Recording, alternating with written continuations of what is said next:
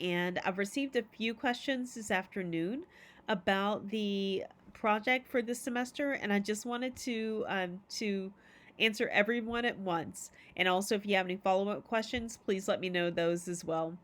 But this is your group document. One thing that I want you guys to keep in mind is that we are still waiting on your partners to give their information sheets, so you guys can use those next week.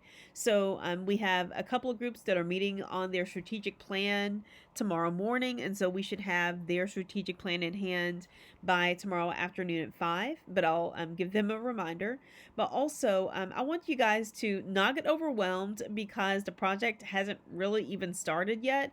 So I wanted to first get you guys in groups, and then second, to provide everyone with access to the Google document.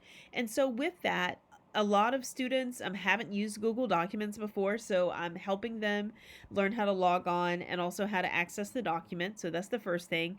And then the second thing is I've received some questions about dividing up responsibilities. So one thing I want you guys to keep in mind is the groups haven't necessarily even formed yet. I think we have about 2 to 3 more people who need to join a group.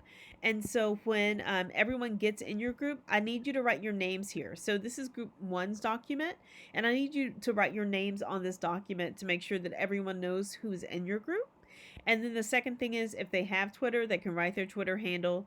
And then also, last but not least, they can write their email address for their Google account if they have one. Okay, so we are moving right along. There are a few different components to this research or to this project. It's not a research project. It's a computer mediated communication project, but there are 13 different parts, or really 12 different parts. And so each person in your group, so say if you had like 5 group members, I would definitely make sure that you have 2 people per assignment, or at least 1 person per assignment that can focus on that assignment. So if you have 5 group members, I would basically, there are 13. I would make sure that everyone has at least is leading 2 of these items that are listed on here. And then I would go back and see if another topic needed some coverage as well. So you can add that on as well. So that is, so say for instance, let me just give you an example, because I know some folks will ask for examples. So say if this is group member 1, we'll just call them group member A, group member B, group member C, group member D, group member F. Okay, so we'll start again. Group member A, group member B, group member C, group member D, there we are, and group member E. And then we also will start again with group member A. Maybe it's A and B, and maybe this one, is going to be a different one. So maybe that, and I'll just go in reverse order. Maybe that's group member A, group member B, group member C, well, D, and then group member E. And then I would start again, maybe from the beginning. But every group should have a person assigned for each week, or at least 2 people assigned for each week. And so if we're going again, group member E, group member D, group member, we'll put C down here, group member C, group member D, and I think we have them covered with the exception of A.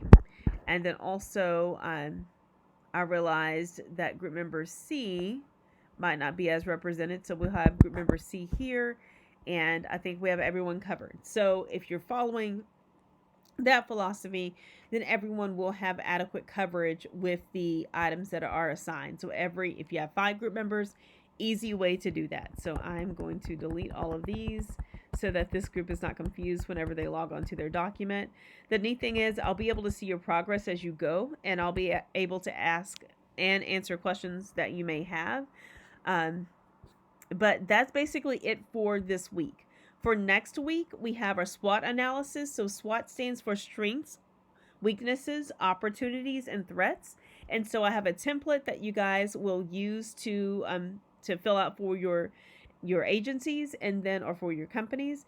And then B, or assignment 2, is going to be assessment of current social media and communication technologies for that company. But with everything on here, and I can't emphasize that enough, guys, but everything on here actually has a template for it. So you don't have to start from scratch.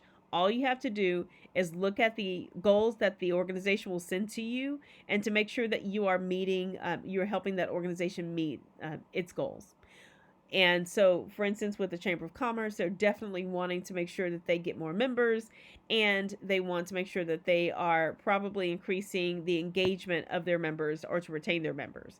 So if that's the case, the strengths of that organization will be that it's been around for a long time. Weaknesses that COVID hit, and it's hard to engage people who do not know how to use technology. Opportunities would basically be the fact that many new businesses have been formed during the pandemic that could potentially become chamber members. And then also threats could potentially be, maybe there's another chamber that comes in that is a lower cost. So that would be a threat. So say if the Granbury Chamber costs $150 to join, and maybe this new chamber costs like $25 to join, that would be a threat. But you guys, you will have a template. I promise. I do not leave you out there by yourselves. I help you guys along the way. So I want to leave you guys with that, and to know that you're going to get a couple of things from me next week when I get those from the partners or with the clients. We are going to get their goals for the next few years, and then also you guys will get the social media channels for your clients as well. So that, and also you'll get the template from me on Monday. So do not worry. And also this next piece, the SWOT analysis, isn't due until the 7th.